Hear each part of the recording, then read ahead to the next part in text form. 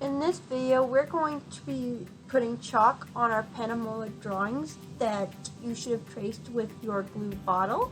But the first thing that you're going to need besides your black paper with your drawing on it is you're also going to need another piece of construction paper for if you stop right in the middle of putting chalk on this, you're going to need something to protect it as when you store it. So what I'm going to do is place a construction paper on top, and I'm going to take two pieces of tape and I'm going to tape it basically together like this. And I'm just going to use two pieces of tape, one at this end, one close to this end. So it's kind of like a big giant book that I can easily open. And what I'm going to do when I'm working on this is I'm just going to open this up like this. Alright, so besides that, you're also going to need chalk pastels. It's sort of like regular chalk, but a little bit more professional, and you get a more variety of bright colors. So, what you're going to need to do throughout this is you're going to have to be consistent. That means repeating the same color. So, whatever color you start off with, I would color whatever section you want in that color before you move on to another color.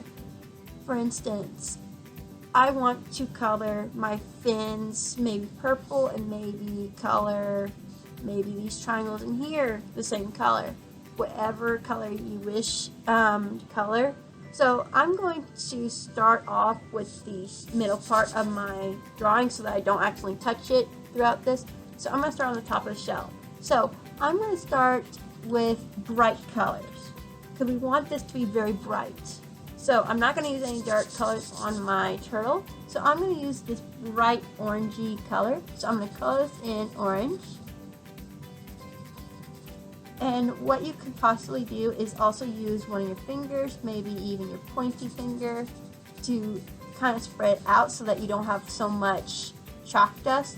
What I recommend is don't blow the chalk off your paper, or else you might get your neighbor with the chalk, like you might accidentally blow the chalk in their eye, and we really don't want any accidents like that to happen.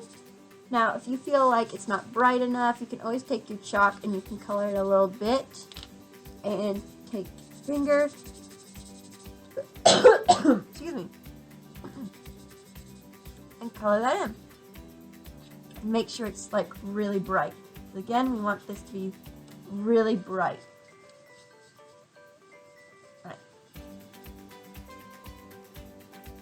So, I like how bright that is. Maybe add a little bit more here.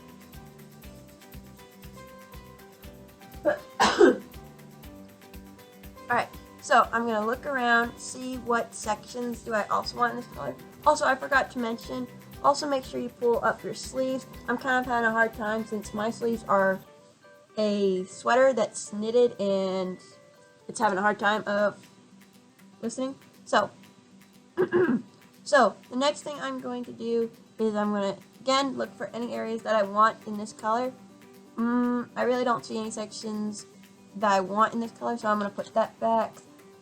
Then I'm going to select another bright color to put alongside that. I'm going to pick this. Now what we're doing is we're coloring this using a color scheme. A color scheme is sort of like a pattern, but it's more about color than shapes and repeating patterns. So I'm using a color scheme. Like I might make the shell warm colors and the body bright cool colors maybe. Is if you want to think of it like that. Okay, so I look, I don't really see where I want orange really at this time.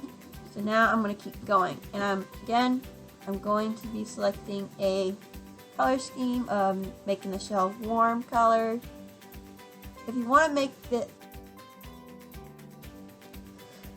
Alright, so I'm done with the seashell. Now what I can do is I can put these to the side. Now, I'm going to actually do the fins pink to add some brightness to this, to add some difference. But if you have to blow, like you're like, I have a bunch of chalk dust all over my paper, just take this to the trash can and make it a funnel and kind of shake it out, but not too hard or else you're going to rip your paper.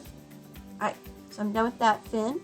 Now I'm going to work on the head. Now I have a little square right here and I have a little eye right here. What I'm going to do is I'm going to take this that kind of looks like white. It's actually really a cream. It's like a creamy kind of like yellow. Oops, I forgot that I need to wipe my hands. So it's kind of looking kind of pinkish now.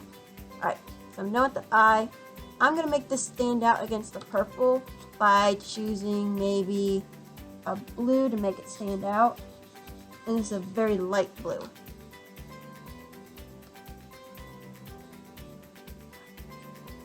Now I'm going to finish this.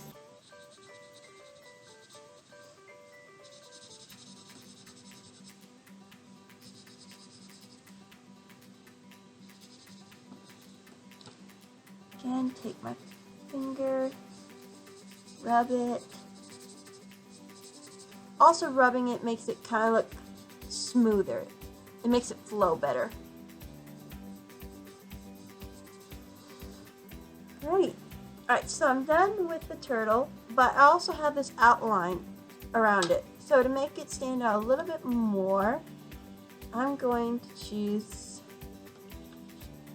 a green color to go around it. So after I'm done with this, I'm going to show you how to do the water around it. Right. So I'm done with my turtle. Now I'm going to wipe my hands. Also, it is highly recommended that you also have maybe a wet wipe nearby, especially when your fingers are all covered in chalk. Because wet wipes, they are a miracle worker at cleaning our hands, especially when we need them to be completely clean of material. Alright, so I want to put everything that I don't need right now back in my little chalk tin thing. Alright, now, the next part is very, very tricky. You need to find a dark color for your background. Because we want this to be bright using light colors, and we want the background, the water around it, to be dark. Alright? So let me throw in my wet wipe real quick. Alright, so I chose a very dark blue, and I'm going to start on the top, work my way down so that I don't actually rub anything. And I'm going to rub this, laying it on, flat on its side to get more space. Now, you may be seeing it light, but I'm seeing it really dark. So in reality, in person, this is really dark, and on this video, it's really light.